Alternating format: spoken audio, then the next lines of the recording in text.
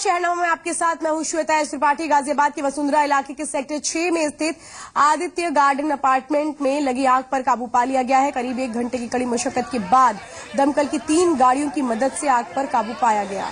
आपको बता दें कि अपार्टमेंट में नीचे के फ्लोर पर वेल्डिंग का काम चल रहा था और सामने ही डीजल भी रखा था। अचानक डीजल में आग लग गई, जिससे 4 फ्लैटों को भारी नुकसान हुआ है। आग में लाखों के नुकसान की आशंका जताई जा रही। वहीं खबर देने के बाद दमकल की गाड़ियों के देरी से पहुंचने से स्थानीय लोगों में गुस्सा भी देखने को मिला। तो इन तस्वीरों से साफ बयां हो रहा है कि कितना नुकसान हुआ होगा। बहरहाल 1 घंटे का वक्त लग गया इस आग पर काबू पाने में। यादराम भारती जी मेरे संवाददाता हमारे साथ है। यादराम, पहले खबर थी कि गैस सिलेंडर फटने से यह हादसा हुआ है, लेकिन यहाँ तो एक बहुत बड़ी लापरवाही देखने को मिल रही है। जब वेल्डिंग का काम चल रहा था तो वहीं पर पास में डीजल कैसे रखा गया था? क्योंकि अपार्टमेंट में सेफ्टी सिक्योरिटी के भी तमाम इंतजाम होते, किसी की निगाह ही नहीं गई। जी बिल्कुल श्वेता, देखिए शुरू में जो खबरें आ रही थी लोगों के मुताबिक वो यही थी कि सिलेंडर फटने से इसमें आग लगी है, और लेकिन जब आग पर काबू पा लिया गया और उसके बाद जब अधिकारी मौके पर पहुंचे और उन्होंने जांच की तो पता चला कि वेल्डिंग का काम चल रहा था और उसी के पास करीब 200 लीटर डीजल रखा हुआ था, जिसने आग पकड़ ली और उसके बाद ये पूरा हादसा हुआ। सबसे खास बात यह है कि जागरूकता, अग्निशमन जागरूकता सप्ताह चल रहा है और ऐसे में जो अधिकारी हैं वो आग के प्रति लोगों को जागरूक कर रहे हैं, लेकिन गाड़ियों का देर से पहुंचना भी यहाँ पर एक विवाद का कारण बना और लोगों ने जिसको लेकर काफी हंगामा किया। अच्छा यादराम, ये बताइए, हर एक अपार्टमेंट में अगर इस तरीके से आग लग जाती है तो फिर एक अलग तरीके के फायर सिक्योरिटी सिस्टम होते हैं, सारे अपार्टमेंट में होते हैं, फॉलो करना होता है नियमों को। क्या यहाँ पर कोई भी फायर सिक्योरिटी सिस्टम देखने को नहीं मिला? देखिए अपार्टमेंट में सबसे बड़ी बात यह कि जो फायर अलार्म भी होते हैं, साथ ही जो फायर के जो सिलेंडर होते हैं, सेफ्टी फायर टेंडर होते हैं, उन सभी का होना बहुत अनिवार्य होता है, जिससे कि अगर ऐसी कोई हादसा होता है तो उस पर आग पर काबू पाया जा सके। लेकिन इस अपार्टमेंट में ऐसा कोई इंतजाम देखने को नहीं मिला, जिससे कि फौरी तौर पर जिस समय आग लगी थी उस समय ही यहाँ के स्थानीय लोग आग पर काबू पा सके। तो जो अधिकारी हैं अग्निशमन के, उनका कहना है कि यहाँ पर कोई सुरक्षा के इंतजाम नहीं थे, जिसकी रिपोर्ट ऊपर भेजी जाएगी। चलिए यादराम, पूरी जानकारी देने के लिए बहुत बहुत धन्यवाद।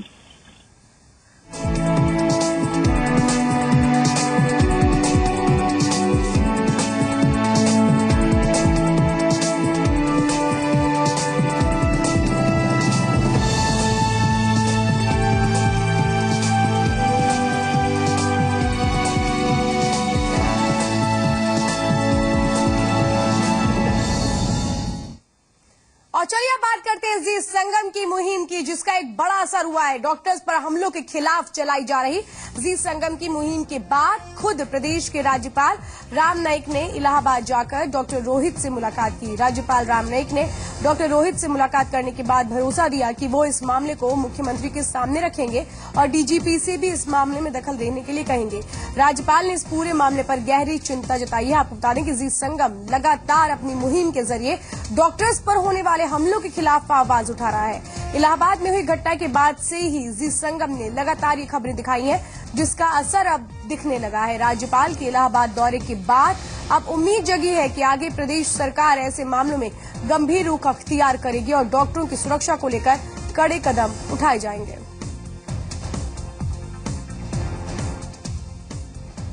3 दिन के पहले यहाँ पर डॉक्टर गुप्ता के अस्पताल में जिस प्रकार से उन पर हमला हुआ, जिस प्रकार से वो मामला चल रहा है, मैं यहाँ से ही डॉक्टर गुप्ता को जाकर मिलूंगा और इसलिए मैं डॉक्टर गुप्ता जी को जाकर मिलूंगा उनके ओर से भी। लेकिन मैंने जानकारी भी प्राप्त की है और मैंने डायरेक्टर जनरल ऑफ पुलिस जो है उनको ये कहा है कि इतने गंभीर अपराध के कलम जब होते हैं तो उसमें यदि कोई कारण से बेल मिला है तो उसके बारे में हाईकोर्ट में, उच्च न्यायालय में अपील की जा सकती है और ऐसा करना चाहिए। ऐसा निर्देश मैंने डायरेक्टर जनरल ऑफ पुलिस को दिया। उन्होंने पहले तो अपनी संवेदनाएं व्यक्त की थी, जो भी घटना हुई थी उस पर क्षोभ व्यक्त किया। उन्होंने अपना आश्वासन दिया है कि इस पूरी प्रक्रिया में क्या हुआ उस पर संज्ञान लिया। स्वयं एज ए महामहिम उन्होंने संज्ञान लिया है और शासन की तरफ से भी इस बेल कैंसिलेशन के लिए उन्होंने कहा हम हाई कोर्ट में मूव करने के लिए जाएंगे और देखेंगे कि इस पूरी प्रक्रिया को, शासकीय प्रक्रिया, न्यायिक प्रक्रिया अपना अंजाम दे पाए। इसमें उनका मैं स्वयं पर्सनल लेवल पर संज्ञान लेते हुए इसको डॉक्टर रोहित गुप्ता को न्याय दिलाने के लिए कोशिश कर रहे हैं। अब दिक्कत तो यही है कि जो हमारे लिए प्रोटेक्शन के जो लॉज बनाए गए हैं उनकी इनफैक्ट प्रोटेक्ट करने वालों को भी जानकारी नहीं है, शासन के जो लोग हैं उनको भी जानकारी नहीं है। एक तो उनको जानकारी देना जरूरी है और सबसे बड़ी बात विल पावर होनी चाहिए। अगर शासन में विल पावर है तो सब कुछ हो सकता है, शासन में विल पावर ना हो तो आप कितना भी बड़ा कानून लगा दें कोई फायदा नहीं है। तो बेसिकली शासन में विल पावर होनी चाहिए, लॉ एंड ऑर्डर का एक राज कायम होना चाहिए। तो हम क्या सभी लोग सुरक्षित रहेंगे? हम अपनी सुरक्षा थोड़ा ना, हमारी सुरक्षा होगी तो जनता की भी सुरक्षा होगी। हम सभी लोग सुरक्षित रहना चाहते हैं। और इस वक्त दिनेश सिंह जी मेरे संवाददाता इलाहाबाद से हमारे साथ जुड़ चुके हैं। दिनेश, जिस तरीके से जी संगम लगातार इस मुहिम को दिखा रहा है, असर भी होने लगा है। डॉक्टर रोहित से मिलने के लिए राज्यपाल पहुंचे हैं। इसके बाद अब किस तरह की प्रतिक्रियाएं देखने को मिल रही हैं? देखिए, सबसे पहले कि जितने डॉक्टर्स हैं वो इस चीज को लेकर के बेहद संतुष्ट हैं कि लगातार जी संगम में खबर दिखाई गई। उसके बाद राज्यपाल ने खुद स्वतः संज्ञान लिया और उसके बाद वो खुद मिलने आए।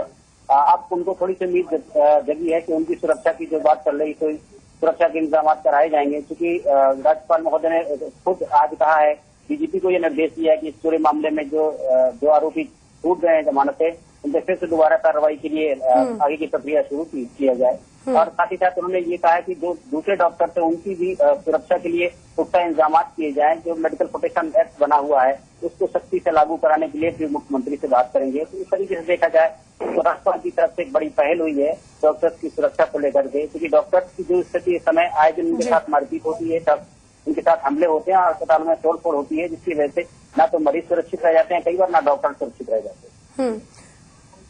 ये बताइए दिनेश, जिस तरीके से राज्यपाल ने अब ये कहा है कि वो मुख्यमंत्री से भी बात करेंगे इस पूरे मामले में, जो सुरक्षा है वो मुहैया होनी चाहिए डॉक्टर्स को।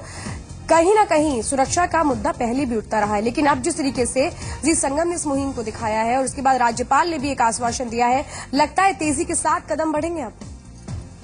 बिल्कुल, देखिए पहले भी इस तरह की घटनाएं होती रही हैं, लेकिन इस बार की जो जिस तरीके से घटना हुई है अस्पताल के अंदर घुस के और तकरीबन 60 साल के जो बुजुर्ग सीनियर डॉक्टर हैं उनको इतनी बेरहमी के साथ मारा गया, जानलेवा हमला किया गया। उसके बाद फिर ये स्थिति बनाई थी कि प्रदेश में शायद किसी भी अस्पताल में जाइए तो कोई डॉक्टर अपने आप को सेफ महसूस नहीं करेगा, और इसीलिए उनके डॉक्टर्स की स्ट्राइक भी हुई, जिसके बाद लगातार ये खबरें मीडिया में दिखाई गई। और शायद ये उसी का असर था कि उसके बाद खुद महामहिम राज्यपाल ने भी इसमें इनिशिएशन लिया है और सारे डॉक्टर इस चीज को लेकर के, आज की इस पहल को लेकर काफी खुश हैं और आशान्वित हैं कि आगे चल के इस तरह की घटनाएं शायद कम होंगी। जी, चलिए, पूरी जानकारी देने के लिए बहुत बहुत धन्यवाद।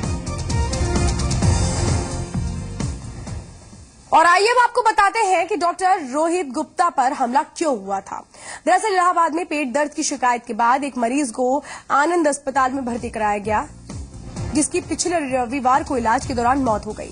मरीज की मौत के बाद नाराज परिजनों ने अस्पताल में जमकर तोड़फोड़ की और सीनियर डॉक्टर रोहित गुप्ता की जमकर पिटाई कर दी थी, जिसके बाद डॉक्टर रोहित कोमा में चले गए थे। और इस मामले के बाद नाराज डॉक्टरों ने आंदोलन का रास्ता अख्तियार कर लिया था, जिसके बाद सरकारी डॉक्टरों ने भी इस आंदोलन को समर्थन दिया। काफी हंगामे के बाद मामले में 3 आरोपियों की गिरफ्तारी हुई, जिसके बाद डॉक्टरों का आंदोलन खत्म हुआ। लेकिन इस घटना ने पूरे प्रदेश में डॉक्टरों की सुरक्षा पर गंभीर सवाल खड़े कर दिए, जिसके बाद लगातार जी संगम इस सवाल को उठा रहा है, आखिर इलाज करके जिंदगी देने वाले डॉक्टरों पर हमले क्यों हो रहे हैं, आखिर डॉक्टर दहशत के साए में क्यों जी रहे हैं। जी संगम पर लगातार चलाई जा रही इस मुहिम के बाद अब राज्यपाल ने खुद पहल करते हुए डॉक्टर रोहित से मुलाकात की है, जिसके बाद उम्मीद जगी है कि आने वाले दिनों में डॉक्टर्स की सुरक्षा को लेकर सरकार भी कोई ठोस कदम उठाएगी।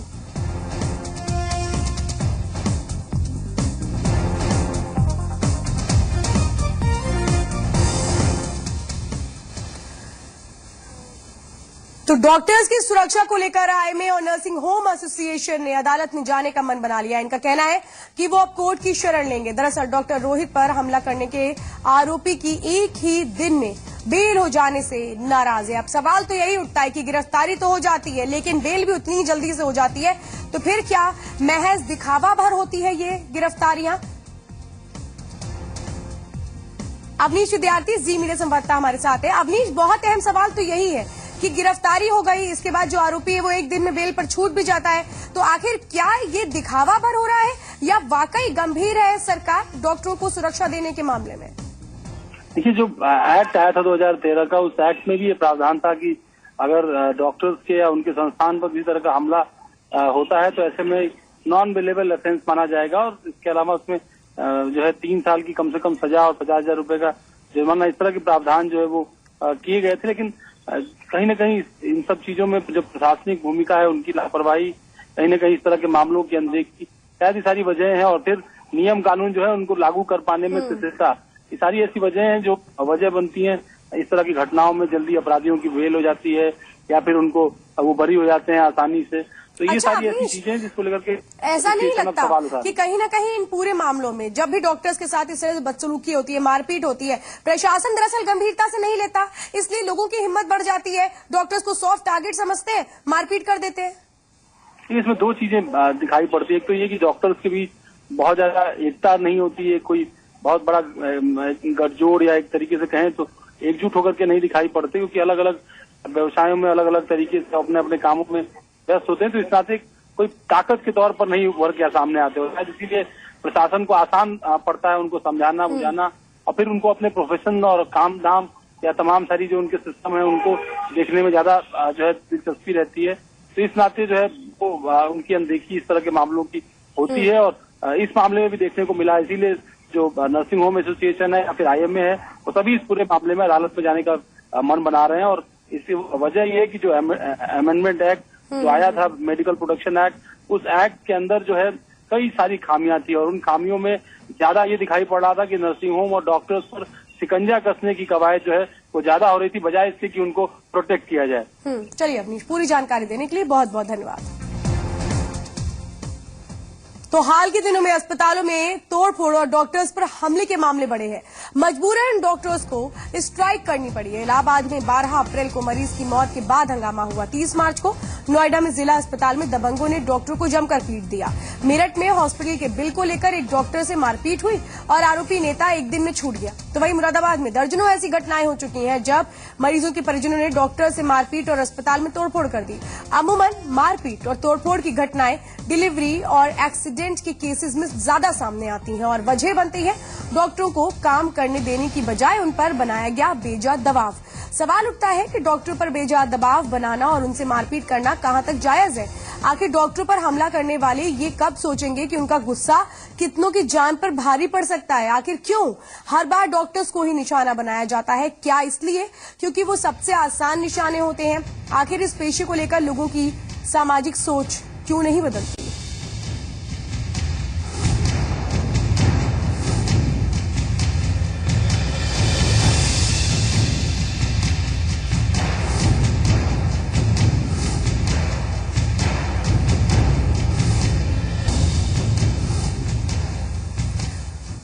तो मरीजों की जान बचाने वाले डॉक्टर्स को हमारा समाज भले ही धरती पर भगवान का दर्जा देता है, लेकिन आजकल हालात बदले हैं। डॉक्टरों और अस्पतालों पर हमले की घटनाएं बढ़ती चली जा रही हैं, आम हो चली है घटनाएं।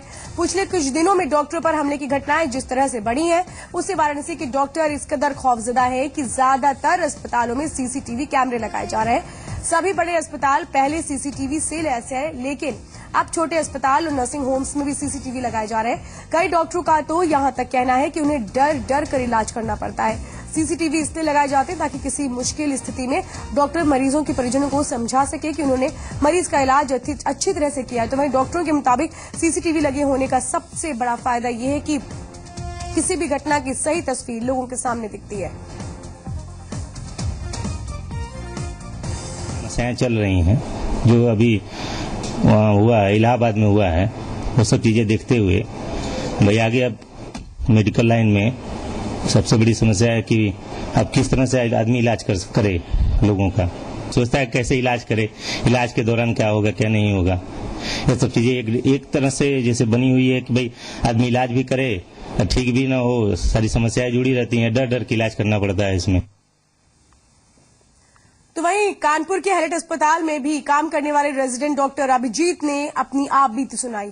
उनके मुताबिक पिछले साल 5 मई को 60 साल के एक बुजुर्ग को गंभीर हालत में अस्पताल लाया गया था। उसके गॉल ब्लैडर में इन्फेक्शन था, जिसके चलते उसकी हालत बेहद नाजुक थी।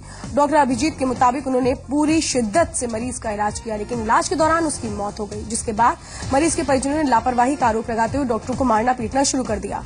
मरीज के परिजनों ने डॉक्टर को बुरी तरह पीटा और काफी देर तक अस्पताल में हंगामा मचाते रहे। चलिए खबरों के सिलसिले को आगे बढ़ाते हैं। यूपीपीसीएल बिल स्कैम मामले में यूपी एसटीएफ की टीमें कई अलग अलग जगहों पर छापेमारी कर रही हैं। एसटीएफ ने कई टीमें बनाई हैं। गोरखपुर, गाजीपुर, आजमगढ़, लखनऊ और वाराणसी में घोटाले से जुड़े तारों की तलाश कर रही है। इस मामले में यूपीपीसीएल के अधिकारी भी जांच के घेरे में हैं। इसमें अभी काफी काम बचा हुआ है, इसलिए चूंकि अभी इसमें सिर्फ 3 गिरफ्तारियां हुई हैं और बहुत सारे नाम आए हैं। बिकॉज ये समझना होगा कि इसमें कुछ प्राइवेट लोगों ने सिस्टम के अंदर इंटर किया है and then they have manipulated the bills. तो करीब 11-12 नाम अभी हमारे पास हैं जो प्राइवेट प्लेयर्स हैं, जिनको कि हमें गिरफ्तार करना होगा या उनको डिटेन कर पूछताछ करनी होगी। दूसरी चीज है कि हमें सभी रिकॉर्ड्स वेरीफाई करने होंगे कि जितनी बातें इनसे निकल कर आ रही हैं उनमें कितनी सच्चाई है, कि बिल्स को मैनिपुलेट किस लेवल पर किया गया है। यह 2 काम अभी बहुत प्रोमिनेंटली करना है। हाईकोर्ट की लखनऊ बेंच ने मुआवजे के मुद्दे पर राज्य सरकार और केंद्र सरकार से जवाब मांगा। इस वक्त की बड़ी खबर आ रही है। आपको बता दें कि किसानों को मुआवजे के मामले में हाईकोर्ट की लखनऊ बेंच ने राज्य सरकार और केंद्र सरकार से जवाब देने के लिए कहा है। नोटिस भेजा गया है और अब जवाब देने के लिए कहा गया है कि कितनों को मुआवजा मिला है और कितनों को अभी तक नहीं दिया गया। अब तमाम सवाल जिसका जवाब देना होगा। 27 अप्रैल को अब इस मामले की सुनवाई होगी। लखनऊ में राहत कार्यों की समीक्षा के बैठक के दौरान मोबाइल पर शतरंज खेलने की खबरों को शिवपाल यादव ने गंभीरता से लिया है।